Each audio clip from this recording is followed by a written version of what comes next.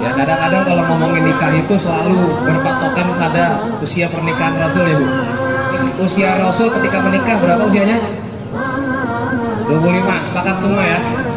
Nah 25 itu kalau kita hitung pakai tahun Hijriah, kalau pakai tahun Masehi seperti yang kita pakai sekarang di Indonesia, berarti usianya Rasul ketika menikah itu usianya 23 tahun setengah. Cuma ini saya terpaku pada terpaku pada temanya soal sehidup sesurga. Bagaimana membangun hidup sehidup yang sesurga. Karena masalah terbesar Bu, ini sih saya cuma ngomong aja ya.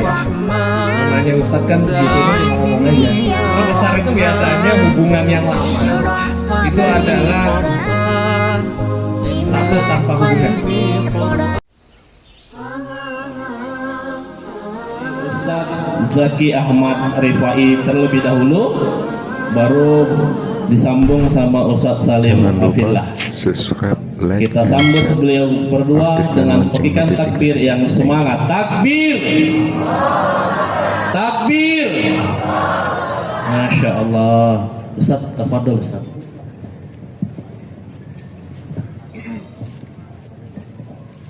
Bismillahirrahmanirrahim. Alhamdulillahi wa kafa wa salatu wa salam ala nabiyil mustafa wa ala alihi wa sahbihi wa man ihtada. Asyhadu an la ilaha illallah wahdahu la syarikalah wa asyhadu anna Muhammadan abduhu wa rasuluh la nabiyya rasulullah ba'da. Allahumma shalli wa sallim wa barik ala nabiyyina wa habibina wa syafi'ina wa maulana Muhammadin wa ala alihi wa sahbihi wa man tabi'ahu bisanin ila yaumiddin.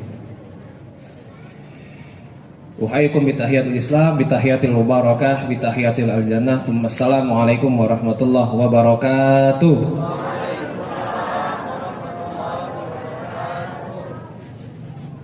Alhamdulillah.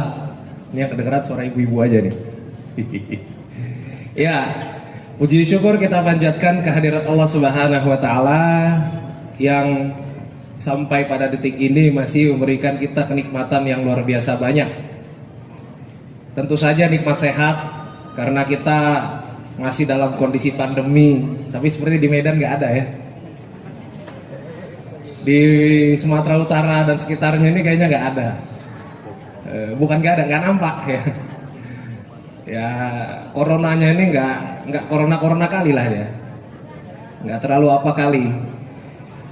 Ya jadi memang ya begitulah ya. Sekarang mungkin alhamdulillah kita sudah mulai merasakan sehat, merasa berani. Wah kemarin itu kalau kita terutama di Jakarta ya, itu jalanan sepi, pasar sepi, ya pokoknya kantor-kantor pun sepi. Gak tahu di sini kira-kira sepi juga nggak? Enggak. Berarti orang-orang sini pemberani, tauhidnya lebih bagus daripada kita. Iya. Jadi ini patut kita syukuri bersama bahwa saya alhamdulillah saya tuh terakhir ke Medan ngisi kajian itu ke Medan ini dari Serdang ya. Ya samalah. Terakhir ke Sumatera Utara tuh untuk ngisi kajian itu sebelum pandemi. Itu sekitar tahun 2018 atau 19. Berarti sudah 3 tahun lamanya saya baru menginjakkan kaki di Sumatera Utara lagi, dan alhamdulillah suasananya sama, kajiannya tetap rame. Ya, ini bersyukur apa enggak nih kira-kira nih? Bersyukur. Yang kedengeran suara ibu-ibu aja. Saya ini soalnya temanya sehidup sesurga. Saya nggak tahu mau bawain materi apa gitu, karena saya juga pembuka aja kan, yang ditunggu kan Ustadz Salim sebetulnya kan. Walaupun yang lebih muda saya, tapi saya lihat memang agak timpang ya. Kalau saya lihat ke sini banyak ibu-ibu, dan ini ibu-ibu apa mbak-mbak?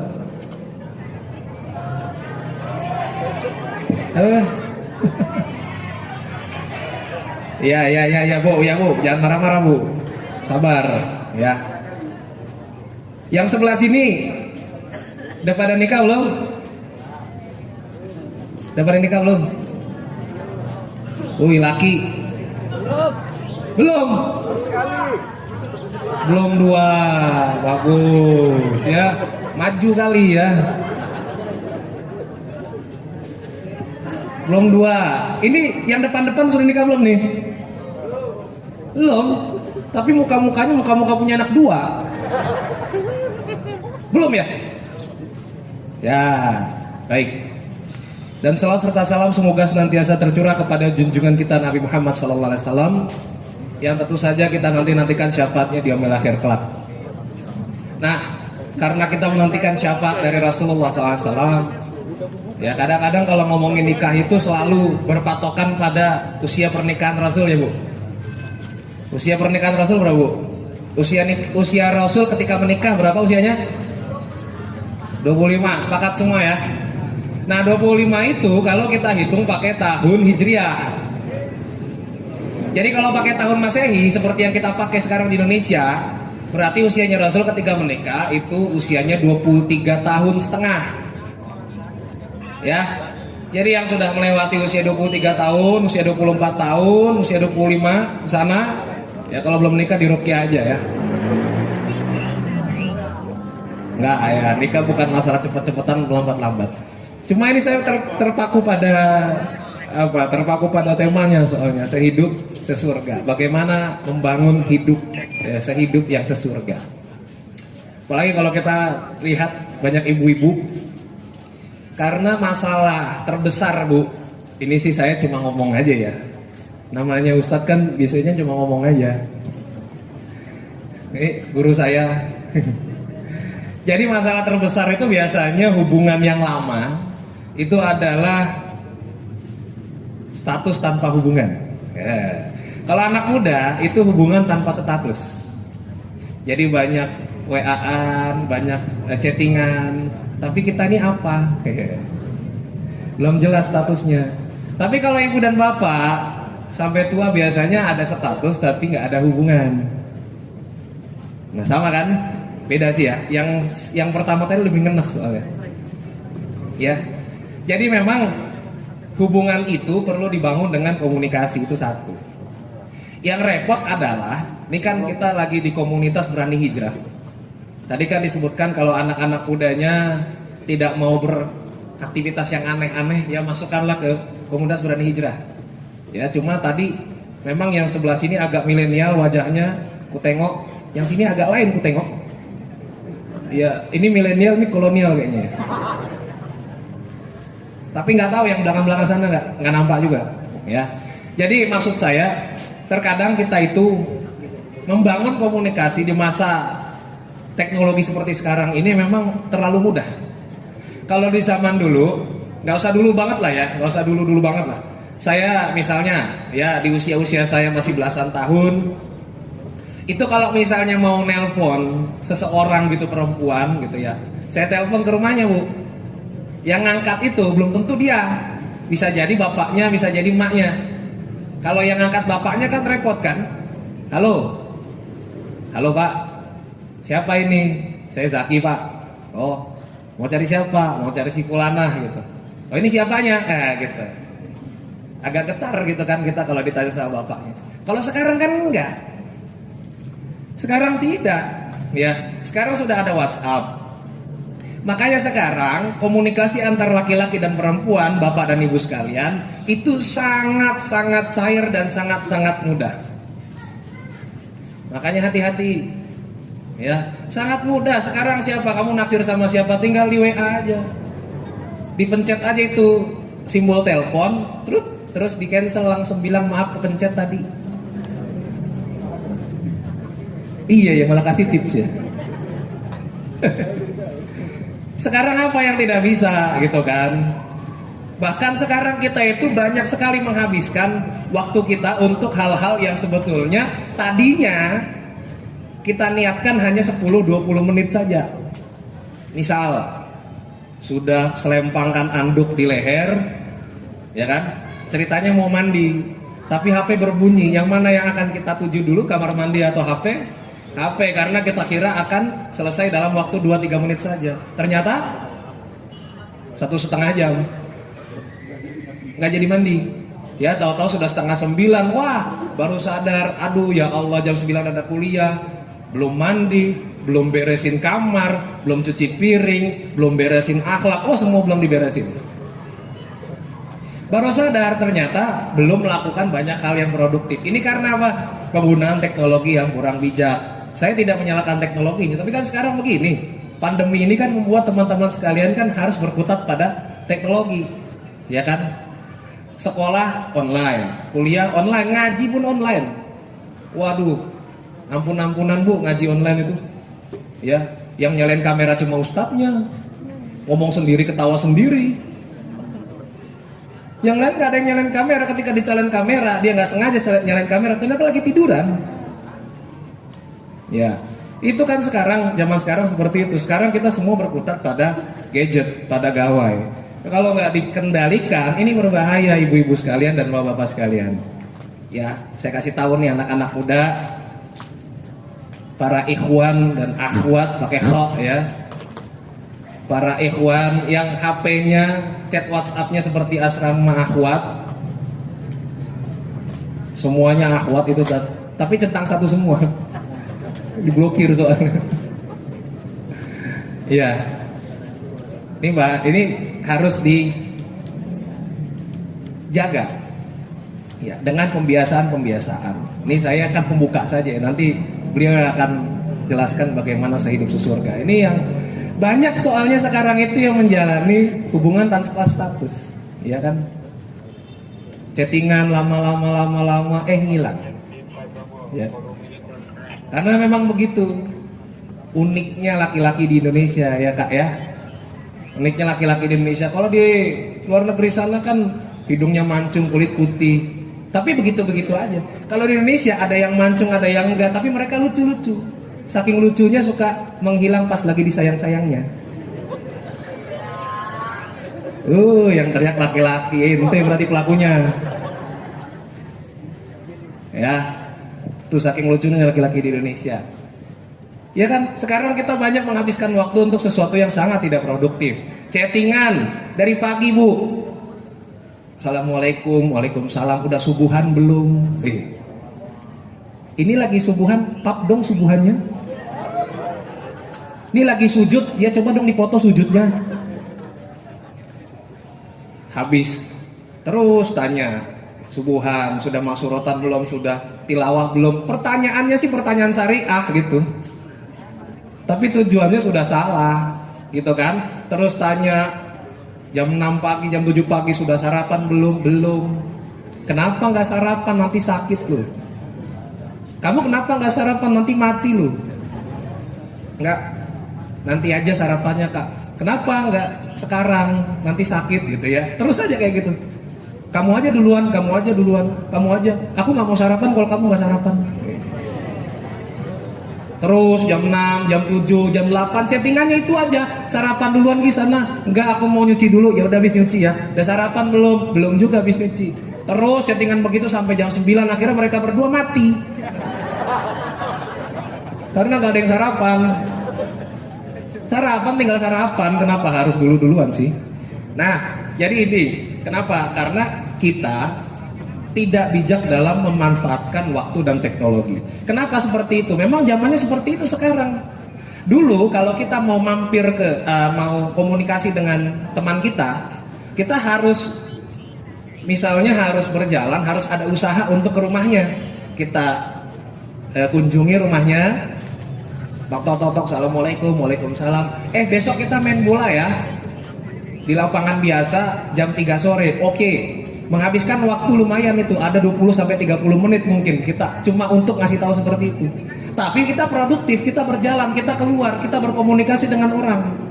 Zaman sekarang mau nyuci, ya, mau pesen makan, kita kan tinggal tunggu saja. Jadi waktu-waktu yang tadinya kita habiskan untuk perjalanan itu jadi bonus. Jadi ada bonus 20, 30, 40, 50, 60 menit sampai 120 menit di rumah. Itulah yang membuat munculnya banyak generasi rebahan. Bangga lagi. Nah, maka dalam pembuka ini saya mau sampaikan, bijak-bijaklah dalam menggunakan waktu. Kenapa? Karena Allah Subhanahu wa taala sudah mengingatkan dari jauh-jauh hari bahwa manusia itu tidak ada pilihan, dia pasti merugi. Defaultnya manusia itu, standarnya manusia pasti rugi. Ya, illal ladzina amanu wa amilus sholihat wa tawassaw bil haqq wa tawassaw bis sabr, kan gitu. Kecuali ya mereka yang beriman, satu, ketika dia iman dia tidak cukup hanya sampai di situ, kemudian melanjutkannya dengan amal soleh. Kedua, kemudian yang ketiga tidak cukup sampai di situ, saling menasehati dengan kebenaran, saling menasehati dengan kesabaran. Nah itu kalau nggak mau rugi. Kalau mau rugi seperti apa? Ya seperti itu tadi, manusia yang menyia-nyiakan waktunya. Makanya kita ini kan diingatkan juga oleh Rasulullah SAW, ya, nikmatani maghbunun min nikmatani maghbunun.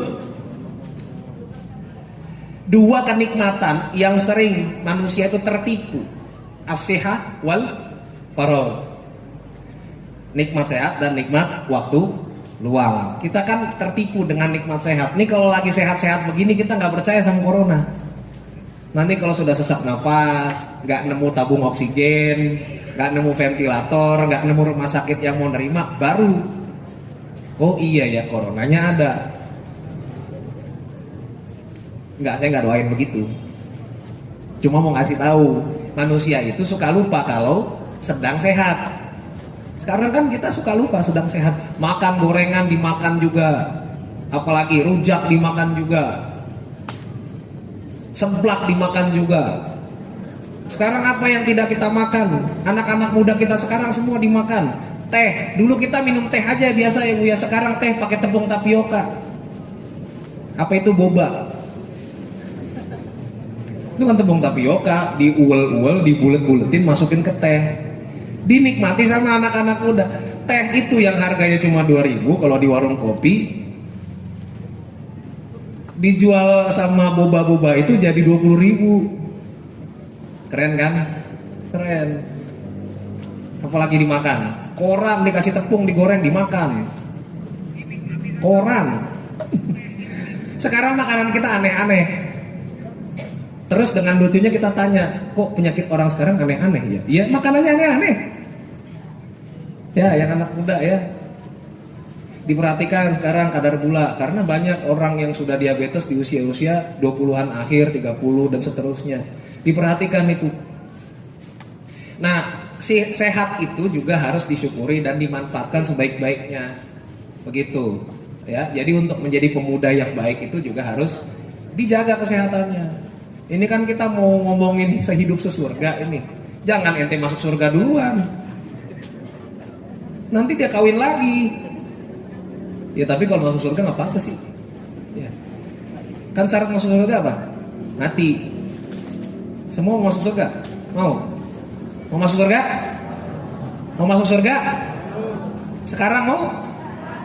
Kenapa nggak mau, Bu? Kan mendingan sekarang mati masuk surga langsung daripada besok-besok nggak masuk surga. Nauzubillah min dzalik. Mendingan sekarang. Ya, ada yang mau sekarang mati? Ada tuh. Tolong dicatat gitu ya. Emang galak-galak orang sini. Ya. Ya, baik. Itu ya. Kesehatan dijaga. Karena kesehatan itu adalah modal yang sangat penting. Teman-teman sekalian mau cari kekayaan silakan, tapi kalau nggak sehat buat apa? Duit kita habis cuma buat berobat. Ya, syukur-syukur kalau BPJS-nya lancar kan. Kalau nggak pakai BPJS juga habis duit cuma buat berobat. Kesehatan. Kemudian juga mental. Ya, anak-anak muda juga perlu untuk menjaga mentalnya. Dengan apa? Dengan sering-sering menempa diri. Ikut komunitas, berani hijrah. Ini berani hijrah berarti ada sesuatu yang membuat orang jadi takut hijrah. Makanya dibuat komunitas berani hijrah kan gitu. Kita lihat tadi sudah yang bikin takut hijrah. Apa ya? Kalau dulu zaman Rasul yang bikin takut hijrah dibunuh ya tadi.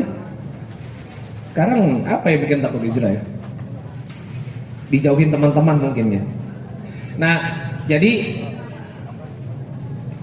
menempa diri itu dengan ikut organisasi, dengan ikut kumpulan-kumpulan yang bermanfaat tentu saja, yang positif. Ya, jadi yang masih sekolah, masih mahasiswa, ataupun yang sudah bekerja, aktifkan diri teman-teman sekalian untuk berkebaikan. Orang suka tanya, gimana sih cari lingkungan yang baik, Tat? Lingkungan saya nggak baik-baik amat soalnya. Gampang, cari lingkungan baik itu seperti kita mau cari air bersih. Cari air bersih kira-kira kemana? Ya ke sumber air. Yang sama-sama harapkan ridha Allah Subhanahu wa taala, Bapak-bapak dan Ibu-ibu sekalian, kalau kita dalam kondisi hidup di dunia ini masih sehat, masih kuat, masih punya pikiran dan akal yang sehat, maka manfaatkan sebaik-baiknya, berbuat baik kepada sebanyak mungkin orang, ambil semua kesempatan untuk melakukan amal kebaikan, karena kita tidak tahu kapan kita mati. Karena kita ingin hidup kita ini sehidup sesurga. Jadi, qu anfusakum wa ahlikum naro waquduhan nas wal hijarah. Ya wahai orang-orang yang beriman, jagalah diri kamu dan juga keluarga kamu dari api neraka. Jadi kita dulu jaga diri, datang pengajian. Kalau saudara-saudara belum mau datang nggak apa-apa, nanti kita sampaikan pengajian-pengajian yang sudah kita dengarkan. Terus kita jaga diri kita sampai kemudian proses pelan-pelan kita jaga dan ajak keluarga kita sampai kemudian sama-sama bisa masuk ke surganya Allah Subhanahu wa taala. Amin ya rabbal alamin. Demikian dari saya, aku qouli hadza astaghfirullah li wa lakum. Kita akan dengarkan guru kita bersama Al-Mukarram Ustaz Salim Afillah. Assalamualaikum warahmatullahi wabarakatuh. Lupa subscribe, like, and share. Aktifkan lonceng notifikasinya. Terima kasih. Wassalamualaikum warahmatullahi wabarakatuh.